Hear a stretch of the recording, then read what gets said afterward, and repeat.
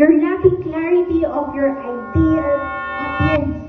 Lack of skills, your willingness to grow. Bakit wala kang client? Lack of clients, it's not a problem, it's a symptom. Kasi, alam mo, ang hirap mag-offer kung hindi ka clear dun sa offer mo.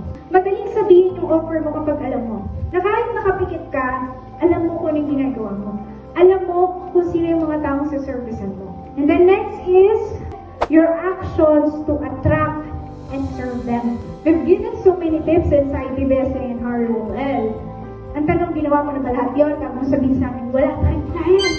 Yes, I know it's competitive. But those people who never quit are those who really win. And consistency is the key.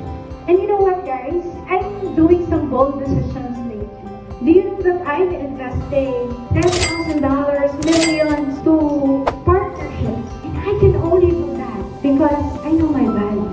Eh, kaya ko ba makapag-bill ng $2,000? Ay, kaya ko ba mag-bill ng $4,000? Pero minsan nasa harap mo na, tatalikuran mo ba? Because you doubted yourself in delivering the service.